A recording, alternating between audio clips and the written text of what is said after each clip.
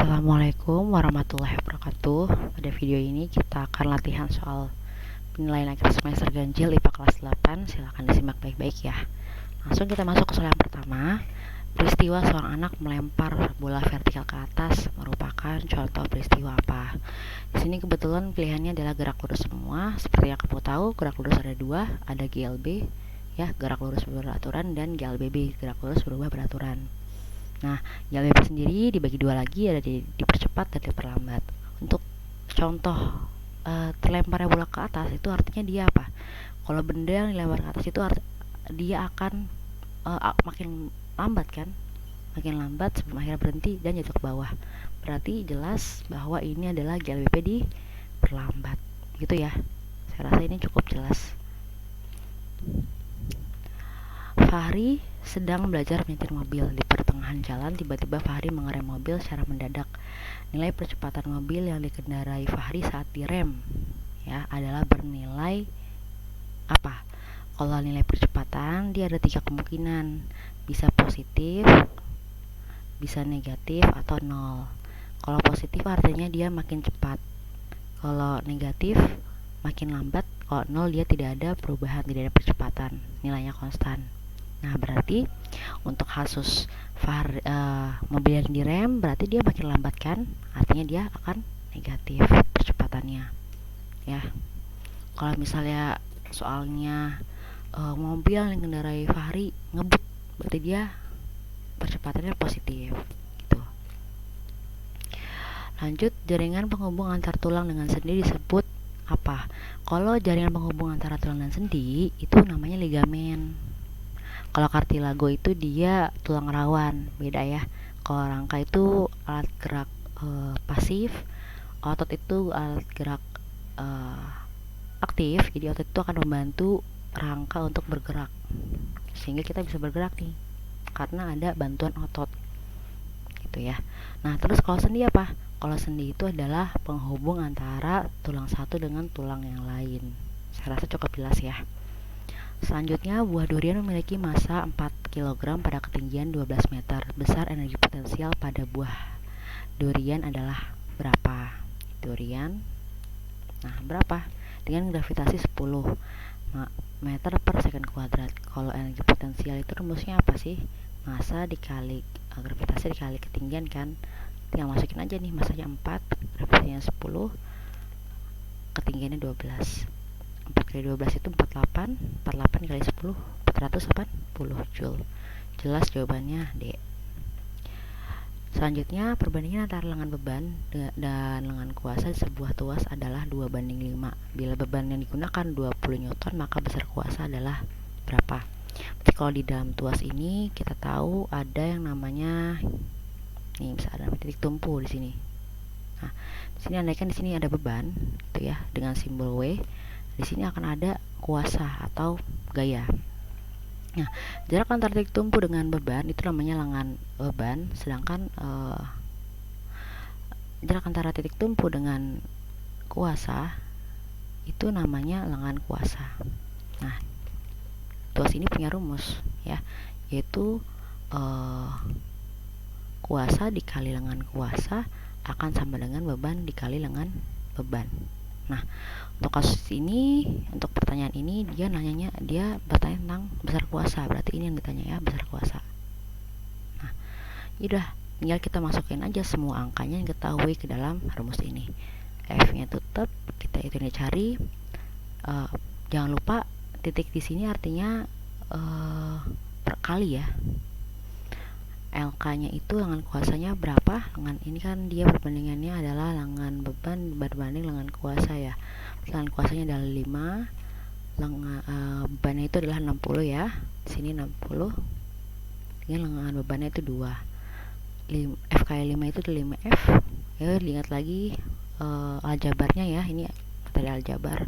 60 kali 2 itu 120. Maka F-nya adalah 120 dibagi 5 dari sini. Berarti F-nya adalah 24 ya, 120 dibagi 5 itu 24 Newton. Berarti gaya atau kuasa yang kita bisa keluarkan adalah sebesar 24 Newton untuk mengangkat beban 60 Newton, seperti itu ya. Lanjut, jagung masuk ke dalam kelompok monokotil, sedangkan nangka masuk ke dalam kelompok dikotil. Persamaan antara batang monokotil dan dikotil terletak pada apa? Nah, kalau persamaan ya, coba kita cek ya. Banyaknya berkas pengangkut, ini beda ya. Kalau letak jaringan epidermis, ini baru sama nih. Nah, sama-sama di luar, sama-sama lapisan paling luar ya untuk pelindung. Adanya kambium beda ya, kalau misalnya monokotil dia tidak punya kambium, kalau dikotil itu baru punya kambium. Susunan berkas pembuluh juga beda, kalau di monokotil dia tersebar ya, kalau dikotil itu teratur, bagus kelihatannya. Kalau monokotil dia tersebar aja acak, seperti itu. Selanjutnya, bunga merupakan alat reproduksi generatif pada tumbuhan. Alat reproduksi betina pada bunga adalah, kalau betina dia berarti putik, kalau benang sari itu jantan. Untuk mahkota bunga dan kelompok bunga itu adalah sebagai perhiasan bunga ya. Selanjutnya, tubuh kita membutuhkan energi agar dapat beraktivitas seperti belajar, bermain, dan bekerja. Energi tersebut berasal dari makanan yang kita makan. Berikut ini zat makanan yang menghasilkan energi adalah apa? Kalau yang namanya yang menghasilkan energi artinya sesuatu yang bikin kenyang. Kira-kira apa tuh? Karbohidrat dan lemak. Saya rasa sudah cukup jelas. Untuk vitamin dan mineral itu tidak perlu banyak-banyak gitu, secukupnya aja dalam tubuh dan tidak bikin kenyang ya. Lanjut, perhatikan alat-alat pencernaan berikut. Urutan sistem pencernaan manusia yang benar adalah makan masuk ke dalam mulut kan? Ya, mulut dulu, lalu masuk ke kerongkongan. Di sini ada gerak peristaltik. Lalu ke lambung. Ya, di sini ada pencernaan, mulai pencernaan, lalu usus halus, ya. Baru usus besar, dan terakhir adalah anus. Ya, jadi jawabannya adalah 146 3, 2, 5. Jawabannya adalah B ya. Coba lanjut. Organ pencernaan yang bersifat sangat asam bertugas untuk membunuh bakteri dan mencerna protein adalah apa? Kalau yang asam itu adalah ada di lambung. Lambung itu dia punya enzim namanya HCl. HCl ini fungsinya untuk mengasamkan lambung agar bisa membunuh kuman-kuman yang masuk bersama makanan. Ya, gitu. Kalau kerongkongan sebagai tempat lewat aja. Kalau halus di sini pencernaan, gitu ya. Sini terus lalu usus besar itu ada penyerapan air, seperti itu. Lanjut, Safira disarankan untuk selalu makan sayur bayam sebab sayur bayam mengandung mineral zat besi yang baik untuk tubuhnya. Zat besi berfungsi untuk apa? Kalau zat besi dia jelas-jelas berfungsi untuk membentuk sel-sel darah merah. Kalau mengganti sel-sel rusak itu dia adalah fungsi dari protein. Kalau mencegah sariawan fungsi dari kegunaan dari vitamin C. Ya, kalau menguatkan tulang gigi dia fungsi dari mineral kalsium. Lanjut, daun suji, stroberi, kakao, dan kunyit merupakan contoh dari bahan ini jelas-jelas adalah pewarna alami ya. Kalau daun suji itu warna hijau kalau nggak salah ya, stroberi warna merah, kakao coklat, dan kunyit warna kuning. Saya rasa ini jelas.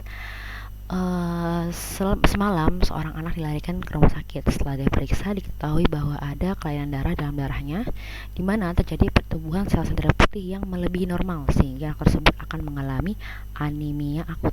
Penyakit yang paling mungkin diderita itu adalah apa? Nah, di sini kata kunci nih, terjadi pertumbuhan sel-sel darah putih yang melebihi normal. Itu jelas-jelas adalah penyakit leukemia. Ya, ini salah satu penyakit yang mematikan nih. Gitu. Kalau anemia dia kekurangan darah merah. Kalau varisès itu adalah pelebaran pembuluh vena. Kalau hemofili itu adalah penyakit di mana darah sulit membeku. Jadi kalau misalnya dia berdarah dia akan susah berhentinya. Susah darah untuk berhenti. Seperti itu. Selanjutnya kita masuk ke soal esai ya. Narkotika dan psikotropika membawa dampak buruk bagi kesehatan, sehingga sangat penting memahami upaya pencegahannya sebelum terlambat. Menurut pendapatmu, apa saja upaya yang dapat dilakukan sebagai pencegahan diri dari bahaya narkotika? Ini sudah saya pernah jadikan tugas. Apa kira-kira? Yang pertama bisa dengan selektif dalam memilih teman. Ya, jadi kalau misalnya teman yang sekiranya membawa dampak buruk, menjauh aja, seperti itu ya. Lalu ingat masa depan. Selanjutnya, memiliki kegiatan atau hobi yang positif, rajin beribadah, dan nikmati kebersamaan dengan keluarga. Ya insya Allah untuk narkoba jadinya jauh gitu ya, kata narkotika itu jauh. Nggak mungkin kan keluarga ngajak yang suruh minum alkohol atau apa, nggak mungkin gitu ya. Jadi sering-seringlah untuk ngobrol atau bersama keluarga, seperti itu. Lanjut, di sini ada soal, perhatikan gambar jantung di samping, tuliskan nama bagian-bagian jantung beserta fungsinya. Oke, saya lebih senang ini sesuai urutan aja ya. Jadi darah akan masuk ya di sini kan, pertama-tama itu di vena cava. Nah, vena cava ini adalah fungsinya membawa darah yang mengandung karbon dioksida dari tubuh ke jantung ya. Lalu masuk ke serambi kanan. Nah, serambi kanan dia menerima darah yang mengandung karbon dioksida ya dari vena cava tadi. Nah, dari tubuh ya artinya ya. Di sini udah kelihatan ya warna biru ya, berarti itu darah yang mengandung karbon dioksida. Lalu masuk ke bilik kanan. Nah, bilik kanan ini dia yang namanya bilik, dia artinya memompa. Nah, untuk bilik kanan artinya dia memompa darah yang mengandung karbon dioksida menuju paru-paru, lalu melewati katup ya, melewati katup pulmonalis di sini. Nah, di katup pulmonalis ini seperti biasa, kalau katup itu namanya agar darah itu tidak kembali ke tempat awal ya. Lalu melewati arteri pulmonalis ya. Dia akan membawa darah yang mengandung karbon dioksida menuju paru-paru.